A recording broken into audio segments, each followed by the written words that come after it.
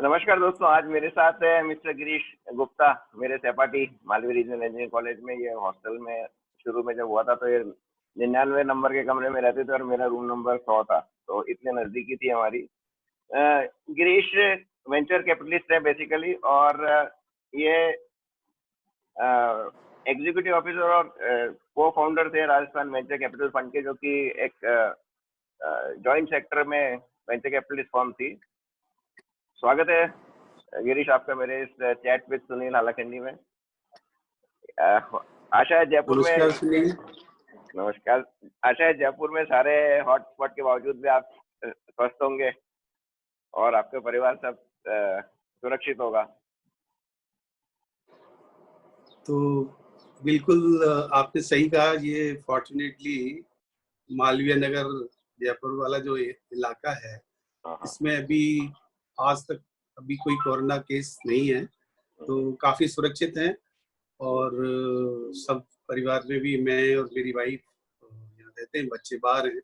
अच्छा। और हम बिल्कुल ठीक हैं। आशा करता हूँ आप भी बिल्कुल वहाँ अच्छे होंगे। इंदौर में आपके यहाँ भी हम भी खतरों इस से गिरे हुए इलाके हैं में आप खतरों से गिरे हुए हैं, लेकिन सुरक्षित है। आपको पूरी शुभकामनाएं कि आप सुरक्षित रहें, स्वस्थ रहें। बिल्कुल, धन्यवाद, और धन्यवाद आपको हमसे जुड़ने के लिए। सबसे पहले मैं आपसे जानना चाहूँगी, आप राजस्थान में हिंडौन नगर शहर के हैं, तो वहाँ पे आपने किस तरह से स्कूलिंग की और फिर कैसे आपने डिसाइड किया कि इंजीनियरिंग कॉलेज में एडमिशन लिया जाए?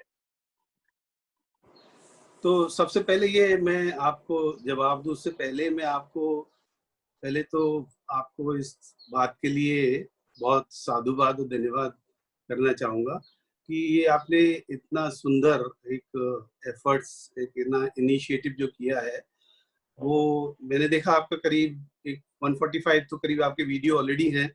हाँ, वो 145 के आसपास। जी हाँ। और सैकड़ों लोग आपसे उस पे जुड़े हुए हैं, तो बहुत अच्छी बात है और बहुत कुछ किया जा सकता है। तो उस चीज के लिए मैं आपको और मेरे मित्र ये कर रहे हैं, ऐसा जान के बहुत खुशी होती है। तो बहुत बहुत मैं आपका इस बात के लिए बधाई देता हूँ और ये जारी रहे आपका प्रयास। शुभकामनाएं मेरी। जी धन्यवाद। तो आपने पूछा कि मेरा हिंडौन शहर, तो हाँ, हिंडौन के आगे शहर ही लगता है, हिंडौन सिटी जो कहते हैं, लेकिन वो सही मायने में एक छोटा सा टाउन।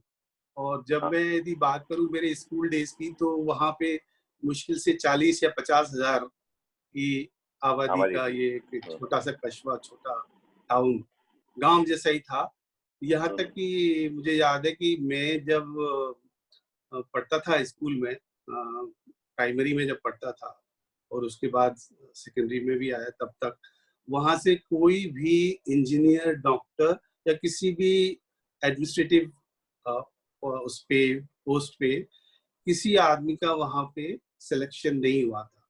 अच्छा। तो काफी छोटी जगह थी और उस छोटी जगह से कैसे ये शुरुआत हुई, उसमें मेरे जो बड़े ब्रदर हैं उनकी एक शुरुआत हुई। तो हमारी फैमिली में एक क्लोज रिलेशन हमारे थे, काफी गांधीवादी नेता मास्टर आदित्येंद्र जी, जो बाद में जाके भैरव सिंह जी की गवर्नमेंट में डिप्टी चीफ मिनिस्टर भी थे, तो पीसीसी चीफ रहे काफी। तो उनका काफी हमारे पे प्रभाव था। वो काफी उनका जो उनका ऑरा था वो बिल्कुल अलग था। मतलब उनका एक तो बिल्कुल जो सोसाइटी को जितना दे सकते थे, जैसे मैंने कहा गांधीवादी थे, तो यहाँ तक कि मेरे फादर उनके घर पे रह के पढ़े थे और मेरे ताऊ जी वो उनके घर पे रह के जयपुर में रहते थे। वो सी स्कीम में हम लोग वहाँ रहे। तो मेरे फादर के मौसा जी एक थे,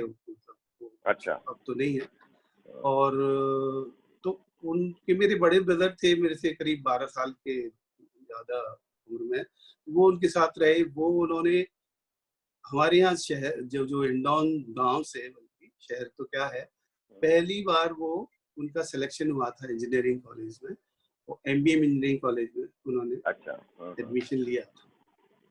तो मैं जब प्राइमरी में था, प्राइमरी के बाद जब मैं हुआ तो मुझे मेरे फादर भी काफ़ी बिल्कुल क्लियरिटी थी और सुलझे विचारों के थे कि हमारा जो एक वहाँ पे शॉप थी ज्वेलरी की छोटी सी, तो या तो उनके साथ मुझे ऑप्शन था कि आप यहाँ मेरे साथ बैठो, यहाँ काम करो, या कुछ और यदि पढ़ना चाहो तो बिल्कुल आपको पूरी स्वतंत्रता है, पढ़ो।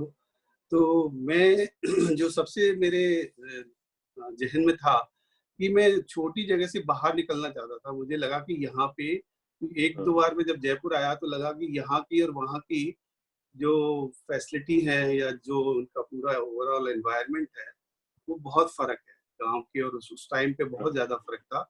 अब तो शायद उतना फ़र्क नहीं है। तो हमारे जैसे उस जगह में एक कॉलेज भी नहीं था। कोई भी एक सब हायर सेकेंडरी का एक स्कूल था और पूरे डिग्री कॉलेज डिस्ट्रिक्ट नहीं में था। डिग्री कॉलेज कोई भी नहीं था। हाँ हाँ। तो पूरे डिस्ट्रिक्ट में एक डिग्री कॉलेज हुआ करता था हमारा, उस टाइम पे करौली में होता था। ये तो हिंडौन किस अब डिस्ट्रिक्ट मैंने में पड़ता ये था? किस डिस्ट्रिक्ट में आता था? तो पहले सवाई माधोपुर डिस्ट्रिक्ट में था, अब वो डिवीजन होने के बाद वो करौली डिस्ट्रिक्ट में अभी करौली डिस्ट्रिक्ट में आ गया। हाँ हो गया। तो फिर मुझे मन में ये हो गया कि मुझे जब बाहर जाना है तो मुझे कुछ पढ़ना है, पढ़ना ज़रूरी है।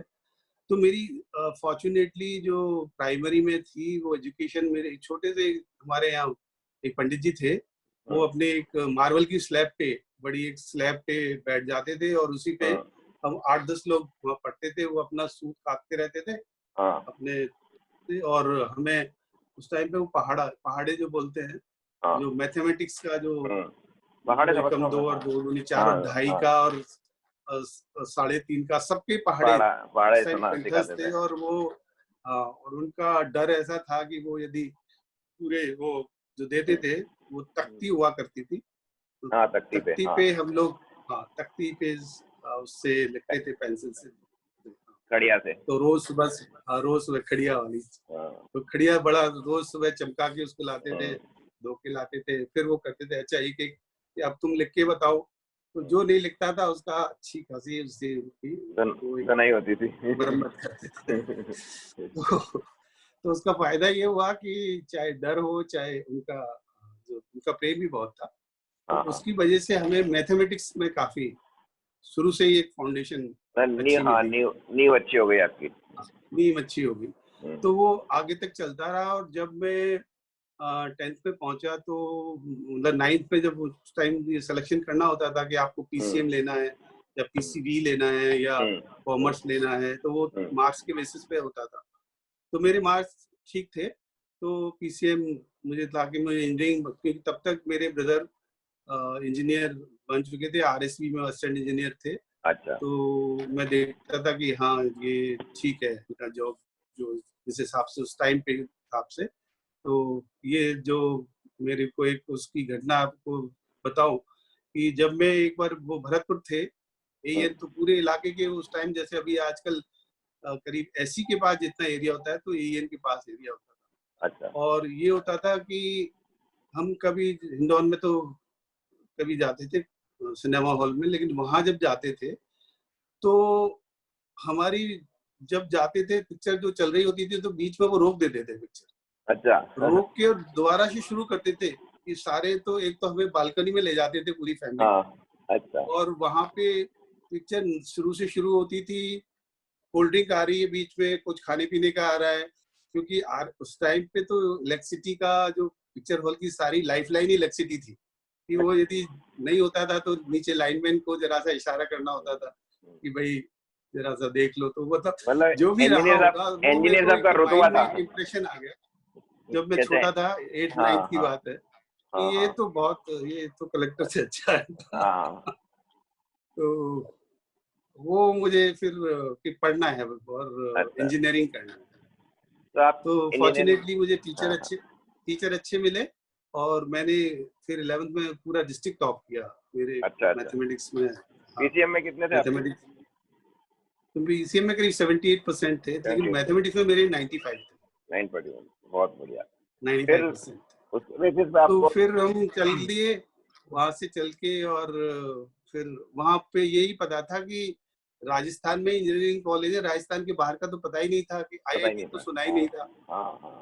तो हमारे जो एक टीचर थे उन्होंने फॉर्म मंगवा रखे थे, हमारे 3-4 लोग जो करना चाहते थे मेरे साथ, हाँ। अशोक गुप्ता जो पढ़ते हम्म, थे, शुरू से वो प्राइमरी से मेरे साथ ही थे। तो हमने फिर एमबीएम का फॉर्म भर दिया।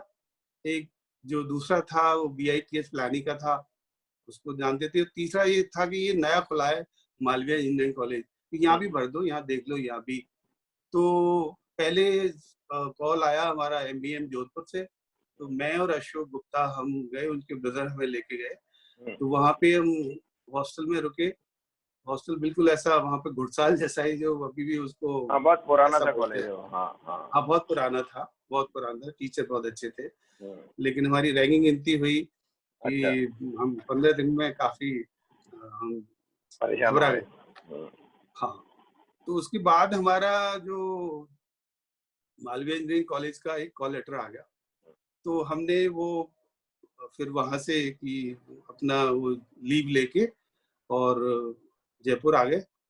जयपुर आके फिर यहाँ कॉलेज में एडमिशन लिया। तो यहाँ का बहुत बड़ा कॉलेज लगा, काफी बड़ा। मतलब और हाँ। और इसका उस टाइम इसका आर्किटेक्ट भी बड़ा अच्छा लगता था। स्टोन्स अभी भी बहुत पुराना जो है, या तो सेंट जेवियर स्कूल देखते थे, या हम मालवीय इंजीनियरिंग कॉलेज देखते कॉलेज थे। देखते थे। हाँ, तो जयपुर, और जयपुर जगह थी वो बड़ी अच्छी थी। उसके बाद बीआईटीएस प्लानिंग का भी आ गया, तो वहां भी क्योंकि नाम उस टाइम बिट्स प्लानिंग का ज्यादा प्लान का काफी ज्यादा था, था। हाँ। बीआईटीएस प्लानिंग का। तो बीआईटीएस प्लानिंग भी गए, हमने कहा वहां जाते हैं। वहां पे जब एडमिशन हो गया है तो वहां गए, तो वहां मार्बल की वो बड़ी बड़ी टेबल होती है, उनपे वो खाना मैस वैस का और ये सब होता था।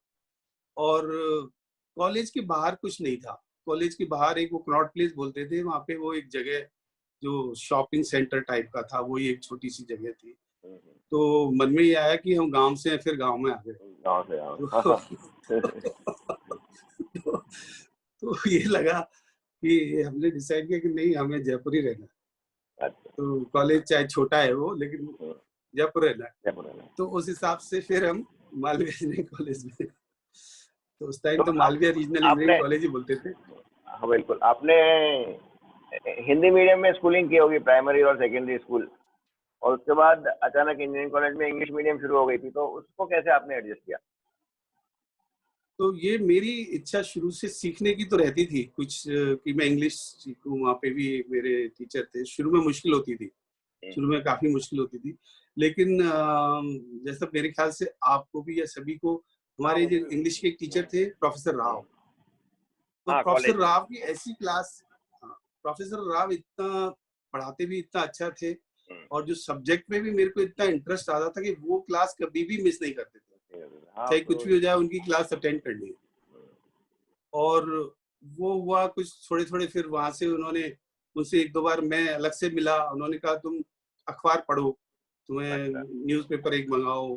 तो वो कुछ किया, थोड़ा शुरू किया, तो वहां से फिर थोड़ा थोड़ा सा पिकअप शुरू हो गया। और सेकेंड ईयर ऑनवर्ड कोई ज्यादा कंफर्टेबल हो गए, मुश्किल नहीं आई। ज्यादा मुश्किल नहीं हाँ हुई। जी, तो कोई बिल्कुल। झटका लगा आपको कॉलेज के दौरान?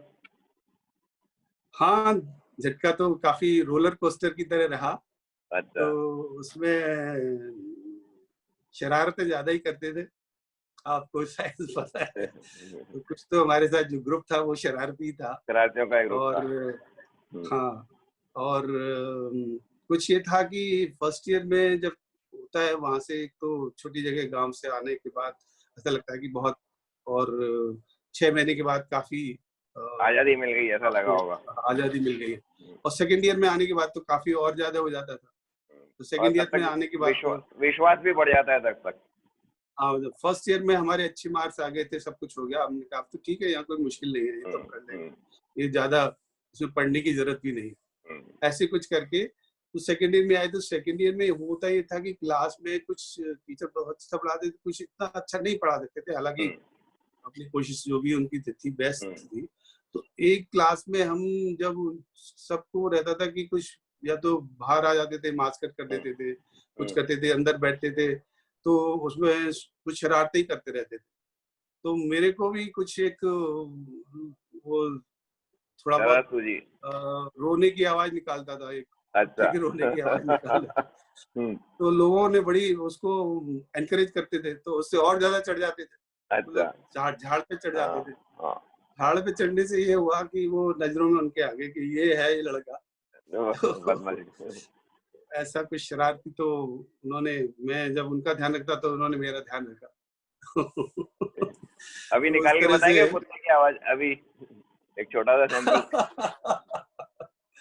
अभी तो ठीक है, लेकिन हाँ, ऐसे करके जो निकलती थी ना, और ये जो अभी तो उतना नहीं है, हाँ, लेकिन जम नहीं मतलब रहा वो उस टाइम तो बिल्कुल ऐसा परफेक्शन था। है। जब कोई कहते थे कि अच्छा आप शुरू हो जाओ, तो बस हाँ, शुरू हो जाते थे। तो उसके बाद क्या क्लास तो डिस्टर्ब हो जाती थी? हाँ, वो जैसे ही लिखने लगते थे तो फिर आवाज हाँ। निकालने लगते थे, अच्छा। तो पूरा डिस्टर्ब, नेचुरली डिस्टर्बेंस होता था। 3-4 बार के बाद तो बाहर ही चले जाते थे। हमारे चले। ऐसा 2-3 बार हुआ। हाँ, अच्छा। तो तो पकड़े गए ये क्या कभी इसमें? वाकया हुआ। पकड़े गए थे क्या कभी? उन्होंने डायरेक्ट कभी नहीं पकड़ा, लेकिन उनको पता हाँ, लग गया था, पता लग गया था। क्योंकि कुछ लोग, हाँ, कुछ लोगों से पता लग ही जाता है, तो पता हाँ, लग गया था। चलो तो 78 में तो आपने ऐसे ही पास थे किया फिर। हमारे अच्छा, हाँ एक जी। बात और है, आप हिंडोन से थे वहाँ पे, तो आपको हिंडोनेशियन कह के बुलाया जाता था, ऐसा सही बात है क्या ये? हाँ, कुछ इंडोनेशिया करके भी बोलते थे, मेरे दोस्त कहते थे, क्योंकि हिंडोन उनको उससे रिजेंबल करता हुआ लगता था, तो इंडोनेशियन ऐसे कुछ इंडोनेशियन करके बोलते थे तो इंडोनेशिया की जगह तो हिंडोनेशियन करते हाँ, तो उसमें थे। आपको अच्छा लगता था कि बुरा लगता था? नहीं, I was neutral to that, कि ठीक है, एंजॉय जो एंजॉय प्यार से बुला रहे, कुछ लोग प्यार से एंजॉय। ही बुला रहे थे, तो हाँ। दोस्तों, तो ये था गिरीश जी के साथ उनके कॉलेज के दिनों तक का दौरा, उन्हीं की जुबानी। अब इसके पार्ट 2 में हम इसके आगे से उनका डिस्कशन जारी रखेंगे, जिसमें वो बताएंगे कि उन्होंने किस तरह अपनी ज़िंदगी शुरू की और कॉलेज के बाद और कहाँ-कहाँ हो रहे। तो वेट कीजिए हमारे इस पार्ट 2 का, और यदि आपने मेरा चैनल सब्सक्राइब नहीं किया हो, तो ज़रूर सब्सक्राइब कीजिएगा, ताकि आपको आगे के नोटिफिकेशंस मिलते रहें और आप मेरे आगे के वीडियोस पे मेरे दोस्तों के साथ चर्चा का आनंद ले सकें। धन्यवाद।